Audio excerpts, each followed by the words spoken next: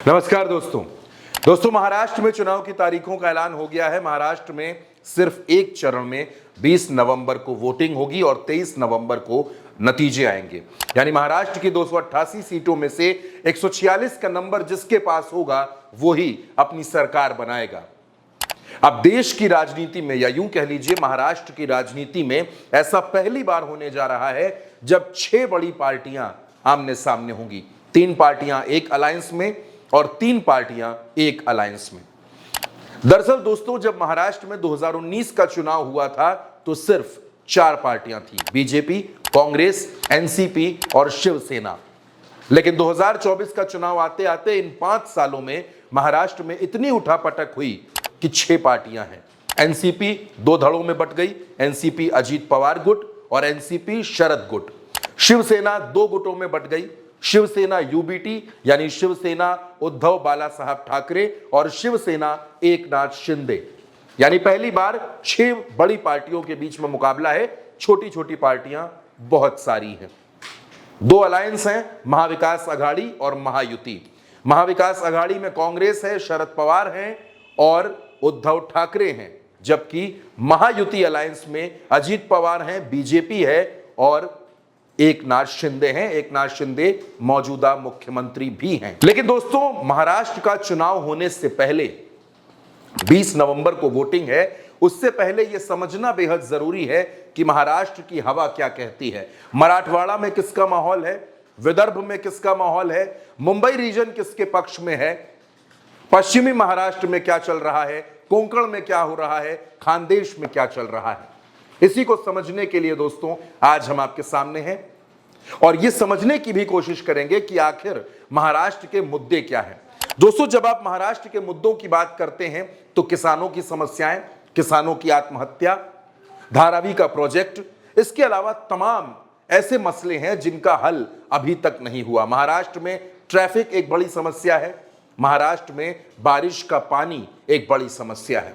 बहरहाल दोस्तों महाराष्ट्र में अगर आप नतीजों पर नजर डालेंगे, अगर आप 2024 के लोकसभा चुनाव के नतीजों को देखेंगे तो एमवीए यानी कि महाविकास अघाड़ी 30 सीटों पर जीता।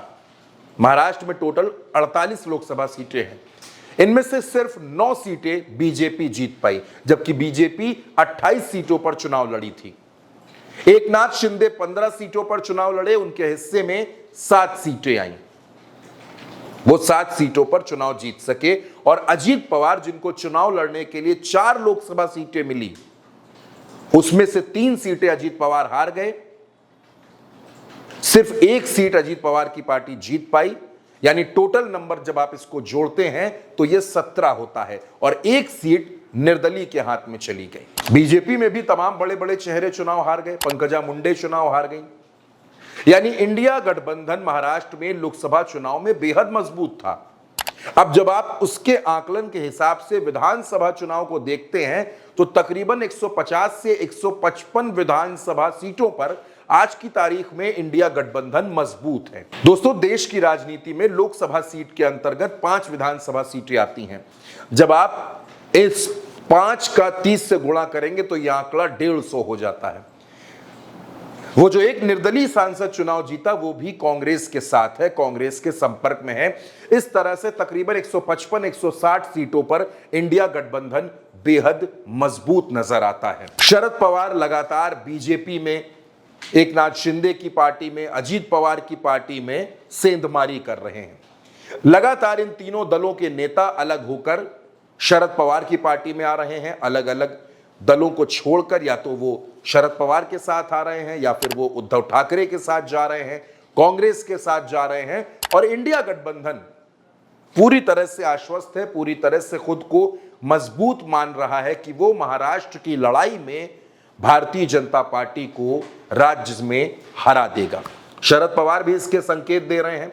राहुल गांधी लगातार महाराष्ट्र का दौरा कर रहे हैं। हाल ही में वो कोल्हापुर गए थे, कोल्हापुर में छत्रपति शिवाजी महाराज की प्रतिमा का अनावरण किया। उसके बाद दलित के घर में जाकर राहुल गांधी ने खाना भी बनाया, खाना खाया भी, उससे तमाम मुद्दों पर बातचीत भी की। तो दोस्तों दूसरी तरफ उद्धव ठाकरे हैं। उद्धव ठाकरे लगातार आक्रामक हैं। दशहरे के मौके पर उन्होंने बड़ा ऐलान किया और उन्होंने कहा कि वो किसी भी कीमत पर महाराष्ट्र की सत्ता भारतीय जनता पार्टी के हाथों में नहीं जाने देंगे।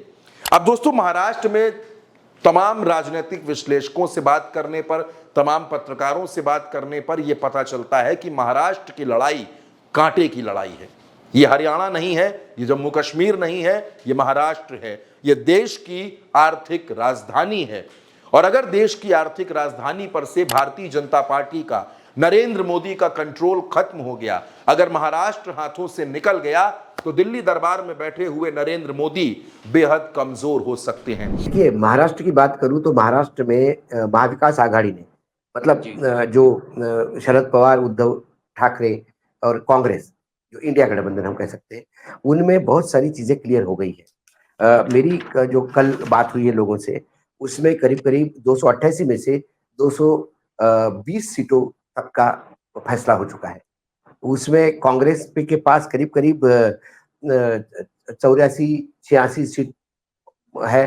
बाकी इक्वल सीट 65 सीटें एनसीपी और कांग्रेस के पास बताई जा रही है।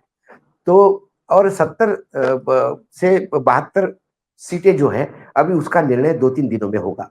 सीट बंटवारे का जो एक मोटा मोटा फॉर्मूला यह है कि विदर्भ में कांग्रेस को तवज्जो दी जाएगी, पश्चिम महाराष्ट्र में शरद पवार की पार्टी को तवज्जो दी जाएगी, मुंबई कोंकण में शिवसेना को तवज्जो दी जाएगी, मराठवाड़ा में शिवसेना और कांग्रेस को तवज्जो दी जाएगी। जहां जिनका इन्फ्लुएंस है उस सेक्टर में उन लोगों को तवज्जो दी जाएगी। फिर सीट टू सीट मार्किंग है, जहां कांग्रेस का सिटिंग एमपी एमएलए है लेकिन वो हार जाएगा, उसके जगह यदि शिवसेना का जोर करने वाला है तो वो शिवसेना को, ऐसे एक्सचेंज इंटर एक्सचेंज भी होगा। 4-5 सीटें ऐसी भी रहेगी जहां फ्रेंडली कॉन्टेस्ट भी हो सकती है। ये कुल मिला के महाविकास आघाड़ी का मामला टोटल सेटल्ड है, ऐसा दिखाई देता है। दोस्तों, वैसे भी शरद पवार ने बहुत पहले ये बात कह दी थी कि नवंबर आते आते दिल्ली की सरकार खतरे में आ जाएगी। अब महाराष्ट्र में क्या कुछ होगा वो आने वाला वक्त तय करेगा, 23 नवंबर को पता चलेगा। लेकिन दोस्तों, एक बात बिल्कुल साफ है कि महाराष्ट्र की लड़ाई बीजेपी के लिए आसान नहीं है, क्योंकि लड़ाई अलायंस के अंदर भी है। अभी तक सीट शेयरिंग की तस्वीर साफ नहीं हो सकी है। अजीत पवार लगातार नाराज हैं, एकनाथ शिंदे 120 सीटें मांग रहे हैं और बीजेपी ये कोशिश कर रही है कि मुख्यमंत्री, अगर सत्ता मिले, सरकार बनाने का मौका मिले, तो मुख्यमंत्री बीजेपी का हो। बड़ी मुश्किल परिस्थितियां हैं, बड़े मुश्किल हालात हैं। अब इन हालातों में भारतीय जनता पार्टी कैसे अपने सहयोगियों को मनाकर इंडिया गठबंधन का मुकाबला करेगी, ये भी बेहद अहम बात होगी दोस्तों। फिलहाल दोस्तों, इस वीडियो में मेरे साथ इतना ही। इस खबर पर अपनी राय कमेंट बॉक्स में जरूर दीजिएगा और उल्टा चश्मा यूसी को सब्सक्राइब जरूर करिएगा।